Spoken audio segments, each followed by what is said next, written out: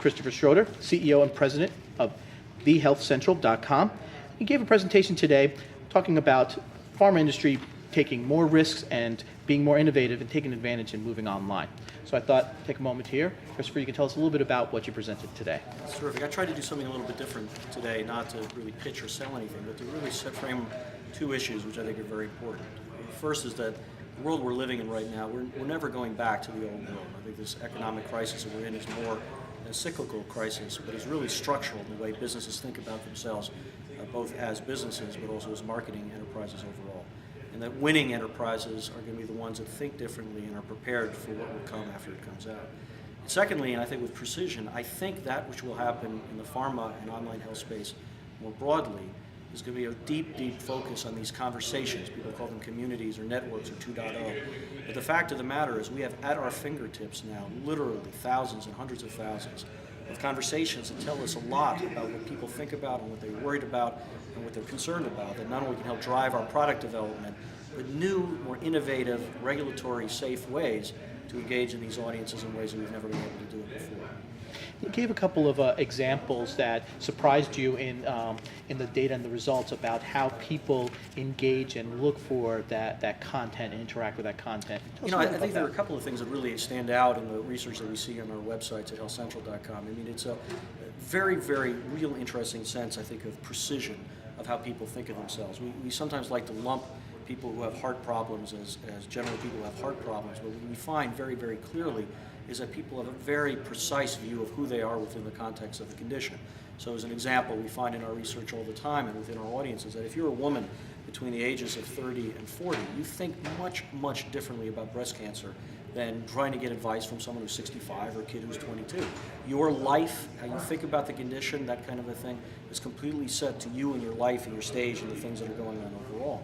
And I think secondly, which is almost obvious to think about, but it's very profound when you see it in the audiences, that by definition, people who are engaged in these conversations are activists of sorts. These are action takers. They're in fact the very audiences we all want to be able to reach with the best possible products that we have overarchingly. And we have found in our sites that not only people helping each other about a condition, but the way they think about a drug and a specific brand can be very, very different. So again, marrying the 2 points, you might at the end think that any ADHD drug is the same kind of a drug from a community or an individual's perspective, but we find repeatedly that people think about brands in different ways. This might be the low-cost brand, this might be not even a brand that I think about, but I am the kind of person who wants to find much more innovative solutions or creative solutions to my need. And I think that's very powerful. Finally, we think of health experiences way too often as a woman or a man in the white coat telling us about health. And the fact is, people who are health seekers see health seeking everywhere in the world.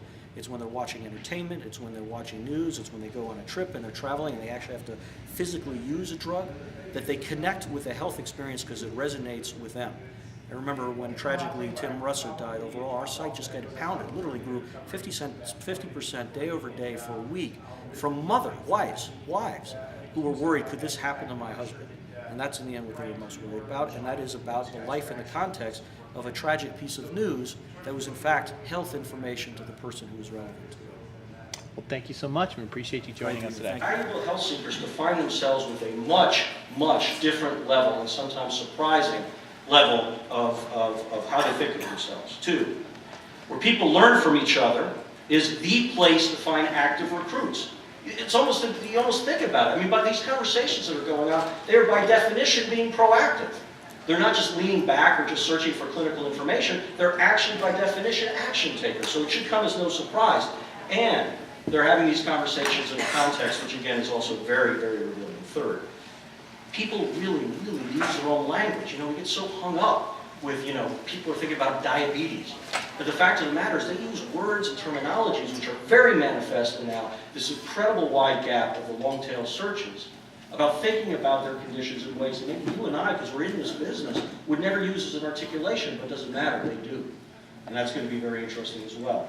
4th, health is more. And you've heard some wonderful stories in that last panel that I think captured it much better than I could. But like everyone in this room, I've got my own experiences like them. Health is more than a clinical problem seeking scientific answers.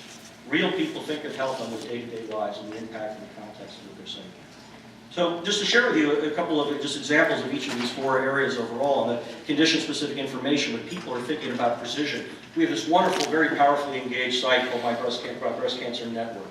And it's amazing the kind of reach of people there. We started this site, in a very broad context. If we could create a great breast cancer site, it would be valuable to the many breast cancer sites that are out there, and people have breast cancer care. Well, literally within months of watching an audience, you can watch people aggregate in very, very specific and precise definitions of what it means to be wrestling with breast cancer. And so a lot of things like caregivers you would guess, spouses you would guess, but we found an incredible correlation of women between the ages of 30 and 40 with children being utterly uninterested in anybody else's opinion about what was going on, couldn't care less. They only wanted to hear and engage and talk to, exchange, look for content, read articles, all about people who've been there within that given context overall. Stage, of course, it's been fascinating, as there's been some stuff that we've had on the sides of diabetes about the possibilities for cure. And anybody who's 75 years old, 65 years old, who's thinking about diabetes, they think first and foremost about how they can manage their life to the greatest maximization with the hopes that maybe lightning will strike. 20-year-olds, 22-year-olds, it's all about the cure. All about when is it going to happen, and I want to be part of it, and I'd like people to hear my opinions and think about things in very powerful ways.